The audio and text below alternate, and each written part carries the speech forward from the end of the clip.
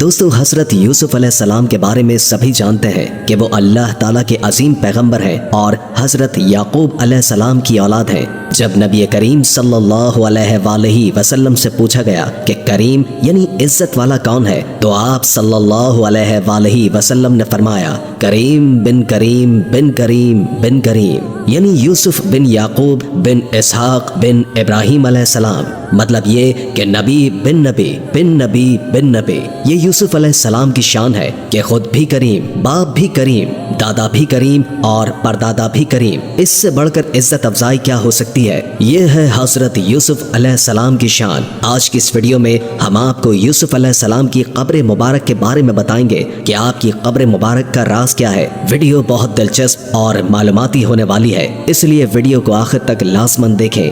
فلسطین کے مغربی کنارے پر ایک شہر آباد ہے جسے شہر نابلس کہا جاتا ہے۔ اس شہر میں ایک مقام ایسا ہے جہاں پر 50 سالوں سے یہاں کے یہودیوں اور مسلمانوں کے درمیان ایک جنگ چھڑی ہوئی ہے۔ یہ جنگ اس شہر کے لیے نہیں بلکہ ایک مزار کے لیے ہے۔ یہودیوں کا خیال ہے کہ نابلس میں جس مقام کو وہ مقام یوسف کے طور پر مقدس جانتے ہیں وہ جلیل القدر پیغمبر حضرت یوسف علیہ السلام کا مزار ہے، جبکہ مسلمانوں کا ماننا ہے کہ اس جگہ حضرت یوسف علیہ السلام کا مزار نہیں بلکہ فلسطینی اسے ایک بزرگ یوسف دوئکان کے نام سے جانتے ہیں۔ 1967 کی جنگ میں اسرائیل نے اس جگہ قبضہ کر لیا تھا اور اسرائیل کے قبضے کے بعد یہ جگہ یہودی آبادکاروں کا مرکز بن گیا۔ 1986 میں قابض اسرائیلی ریاست نے اس مقام میں ایک یہودی مذہبی اسکول قائم کر لیا جس میں تورات پڑھائی جانے لگی۔ پھر 1990 میں اس مقام کو جس کو یہودی حضرت یوسف علیہ السلام کی قبر مانتے ہیں اس کو ایک فوجی کی چوکی میں تبدیل کر دیا اور اسے یہودی وزارت مذہبی امور کے حوالے کر دیا۔ لیکن مورخین یہودیوں کے اس دعوے کی تردید کرتے ہیں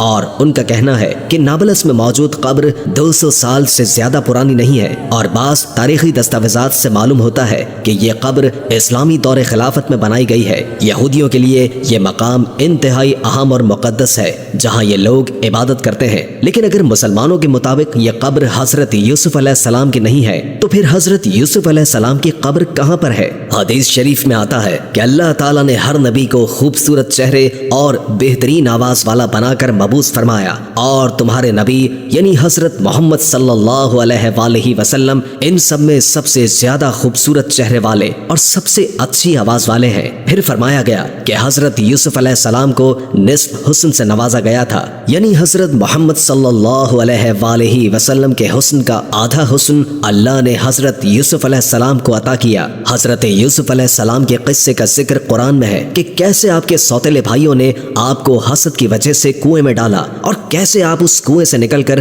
مصر کے ایک طاقتور وزیر کے عہدے تک پہنچے۔ حضرت یوسف علیہ السلام حضرت یعقوب علیہ السلام کے فرزند تھے اور بنی اسرائیل کے انبیاء میں سے تھے۔ آپ نے ایک خواب دیکھا جس کا ذکر آپ کے والد یعنی حضرت یعقوب علیہ السلام نے اپنے دیگر بیٹوں کے ساتھ کرنے سے منع فرمایا۔ جب آپ مصر پہنچ کر عزیز مصر کے گھر میں قیام پذیر ہوئے تو عزیز مصر کی بیوی آپ پر ہر طرح سے فدا ہو گئی تھی اور اس نے آپ کو غلط کام کے لیے اپنی طرف راغب کرنے کی کوشش بھی کی تھی، مگر اللہ نے آپ پر برہان عطا فرمایا اور اس گناہ سے آپ کی اس وقت حفاظت کی تھی۔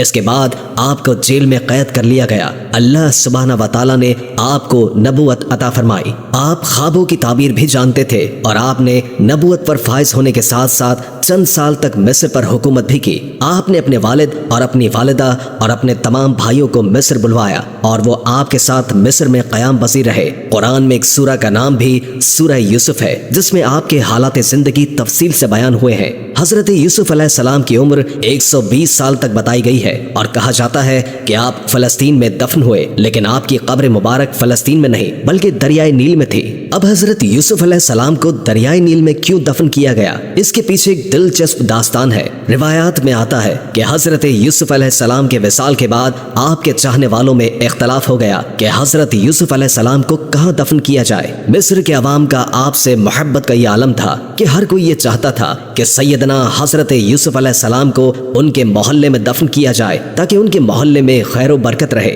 آخر میں اہلیان مصر اس بات پر راضی ہوئے کہ آپ کو دریائے نیل میں دفن کیا جائے تاکہ دریا کا پانی آپ کی قبر مبارک کو چھو کر گزرے اور تمام مصر والے اس پانی سے برکت حاصل کر سکیں۔ اس لیے آپ علیہ السلام کے جسم مبارک کو سنگ مرمر کے صندوق میں بند کر کے دریائے نیل میں دفن کر دیا گیا۔ تفسیر ابن کثیر رحم اللہ تعالی علیہ میں سورہ شعراء کی تفسیر میں امام ابن کثیر رحم اللہ تعالی علیہ لکھتے ہیں کہ حضرت محمد صلی اللہ علیہ وآلہ وسلم نے فرمایا، جب حضرت موسیٰ علیہ السلام بنی اسرائیل کو لے کر چلے تو راستہ بھول گئے، ہزار کوشش کی لیکن راستہ نہ ملا۔ علماء بنی اسرائیل نے کہا کہ حضرت یوسف علیہ السلام نے اپنے آخر وقت میں ہم سے عہد لیا تھا کہ جب مصر چلیں تو آپ کے تابوت کو بھی یہاں سے ساتھ لیتے چلیں۔ حضرت موسیٰ علیہ السلام نے ان سے فرمایا کہ تم میں سے کون جانتا ہے کہ حضرت یوسف علیہ السلام کی قبر کہاں ہے؟ سب نے انکار کر دیا کہ ہم نہیں جانتے، ہم میں سے ایک بڑھیا کے سوا کوئی بھی آپ کی قبر سے واقف نہیں ہے۔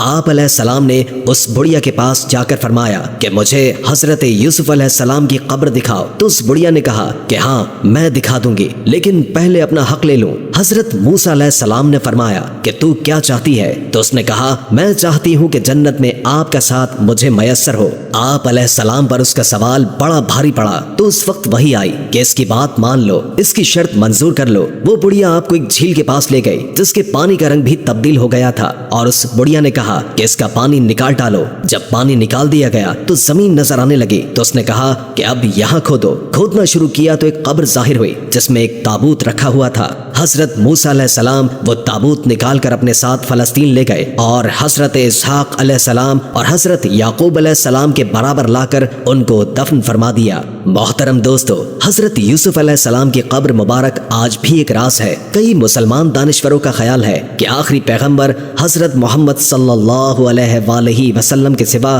باقی کسی کو بھی حضرت یوسف علیہ السلام کی آخری آرام گاہ کا کوئی ثبوت نہیں ملتا۔ ان کے ناموں کی جو قبریں موجود ہیں وہ ان کی آخری آرام گاہ ہونے کا حتمی ثبوت نہیں ہے۔ حضرت موسیٰ علیہ السلام نے حضرت یوسف علیہ السلام کی وصیت پر ان کی باقیات مصر سے فلسطین منتقل کی تھی، مگر اس کا ٹھوس ثبوت نہیں ملتا کہ وہ کہاں ہیں، اور نہ ہی ان کی قبر کی جگہ کا تعین ممکن ہے۔ اب اس میں اللہ کی کیا حکمت ہے؟ اس کا علم اللہ کے سوا کسی کو نہیں ہے۔ دعا ہے کہ اللہ ہمیں بھی جنت میں رسول کریم صلی اللہ علیہ وآلہ وسلم کا قرب نصیب فرما دے، آمین ثم آمین۔